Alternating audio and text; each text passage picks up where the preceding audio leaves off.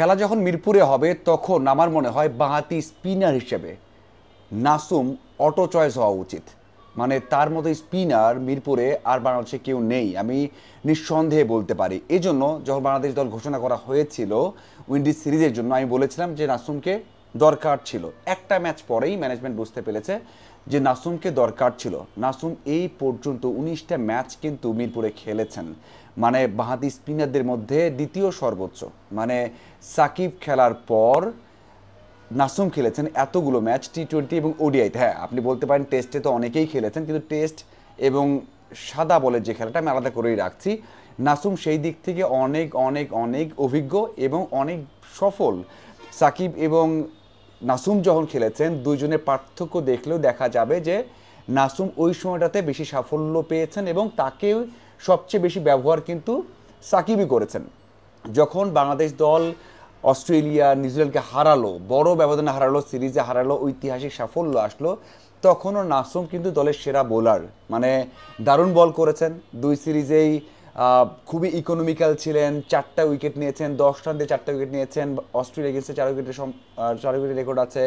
New Zealand এগেন্সে 4টা wicket নিয়েছেন এবং প্রত্যেক ম্যাচেই দারুণ ইকোনমি রেখেছেন। সবচেয়ে বড় বিষয় হচ্ছে যে 15টা ম্যাচ খেলেছেন টি-20 মিরপুরে, সেখানে তার ইকোনমি রেট মাত্র 5.20।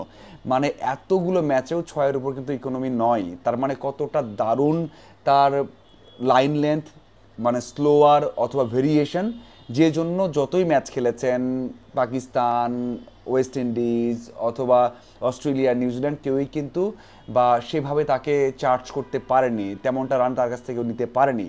পুরোটা ক্যারিয়ার জুড়ে মিরপুরে 15 ম্যাচে তার ইকোনমি রেট মাত্র 5.20, 22টা উইকেট নিয়েছেন এই 15 ম্যাচে। 4টা ওডিআই খেলেছেন, 4 ওডিআই 4টা উইকেট নিয়েছেন, সেখানে ইকোনমি রেট 4.5-এর মতো, এর বেশি নয়, এবং 4টা উইকেট তার।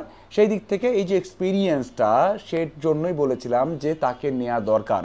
ম্যানেজমেন্ট এক ম্যাচ পরে কিন্তু সেটা বুঝতে পেরেছে এবং সবচেয়ে বড় কোয়ালিটি হয়তো বা তার লাইন লেন্থ, সাথে হচ্ছে তার স্পিন ভেরিয়েশন অথবা তার পেস ভেরিয়েশন। তার বল খেয়াল করে দেখবেন রিশাদ অথবা তানভীর, হাসান মুরাদ অথবা তাইজুল সবার থেকে অনেক স্লোয়ার হয়, অনেক স্লো স্পিন করাতে পারে, যেটা এমন উইকেটে খুবই কার্যকর। এরকম উইকেটে আপনি যদি 10 ওভারে 40 দেন, সেটাও কিন্তু অনেক বেশি রান দেয়া। মিরাজ যেমন 10 ওভারে দিয়েছেন 16, সেখানে ঋষাদ তো ম্যাচ বদলে দিয়েছেন, 6টা উইকেট নিয়েছেন। সেই জায়গায় আপনি যখন 10 ওভারে 46 রান দেবেন, সেটা দলের জন্য অনেক বড় একটা বার্ডেন হতে পারে, যেটা তানভীর করেছেন। তানভীর কিন্তু পুরো ক্যারিয়ার জুড়ে মিরপুরে 3টে ম্যাচ খেলেছেন জাতীয় দলের হয়ে, যেখানে টি-20তে 2 ম্যাচে 7-এর উপর রান দিয়েছেন, উইকেট মাত্র একটা। ওডিআই লাস্টে একটা ম্যাচে খেললেন, ওই একটা ম্যাচে খেলেছেন। সেই দিক থেকে মানে যারা লেফটি স্পিনার, তার মধ্যে নিঃসন্দেহে নাসুম অনেক এগিয়ে আপনার ভেরিয়েশনটা বাড়াতে পারবে, যে কোনো সময় বল করতে পারেন এবং তার উপর সহজে কেউ মিরপুরে চড়াও হতে পারেনি। আমি নিশ্চিতভাবে বলতে চাই বা বলতে পারি যে ক্যাপ্টেন যে কোনো সময় নাসুমকে ব্যবহার করতে পারবেন। ওয়েস্ট ইন্ডিজ যারা কিনা স্পিন অ্যাটাক মানে একেবারেই খেলতে পারেন, আমরা সবশেষ ম্যাচেও দেখেছি, এবং এটা এখন নয়, সব সময় দেখা গেছে, সব জায়গাতেই দেখা গেছে তারা স্পিনে সব সময় অনেক বেশি ভয় পায়, স্পিনে তারা ম্যাচটা হেরে যায়, তেমনটা আছে। এবং সেই দিকে যদি নাসুম আসে আরও, এই শক্তি অবশ্যই বাড়বে। আর নিশ্চিতভাবেই নির্বাচকরা সেই চিন্তাই করেছেন বা ম্যানেজমেন্ট দেখেছে, অধিনায়ক দেখেছে যে এখানে স্লো স্পিন এবং লাইন লেন্থ বজায় রেখে বল করলে কোনো ব্যাটার খেলতে পারবে না, বিশেষ করে ওয়েস্ট ইন্ডিয়ানরা। সেই দিক থেকে আমি বলবো অবশ্যই নাসুম পরের 2 ম্যাচে যে দলে আসলো, আমি নিশ্চিতভাবে বলতে চাই যে পরের 2 ম্যাচে 11-এও থাকবেন নাসুম, এবং সেটা থাকাটাই স্বাভাবিক এবং থাকাটা উচিত। যদি কোনো কারণে রাখা না হয়, সেটা আমার মনে হয় যে ভুল হবে, যেটা আমি আগেও বলেছি। ম্যাচ শুরু হওয়ার আগে যখন দল ঘোষণা করা হয়েছে তখনও বলেছিলাম যে নাসুমকে দরকার, বাদ পড়া ঠিক হবে না, তাকে 11-এই দরকার।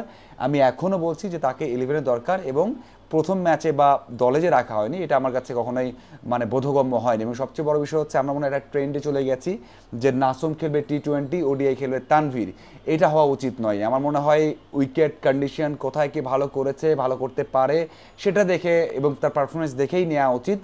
তাহলে হয়তোবা এমন ছোটোখাটো ভুল হবে না, এবং আমি বিশ্বাস করি যদি এটা করা হয় তাহলে বাংলাদেশ দল সাফল্য পাবে এবং যথার্থ একটা 11 গঠন করতে পারবে। আপনার কি মনে হয় এই যে নাসুমকে নেওয়া হলো, অবশ্যই জানাবেন যেটা ভালো হলো না খারাপ হলো এবং তার পারফরমেন্স কেমন হতে পারে এবং শুরু থেকেই 11-এ থাকতে পারবে কিনা বা থাকা উচিত কিনা জানাবেন। ধন্যবাদ সবাইকে।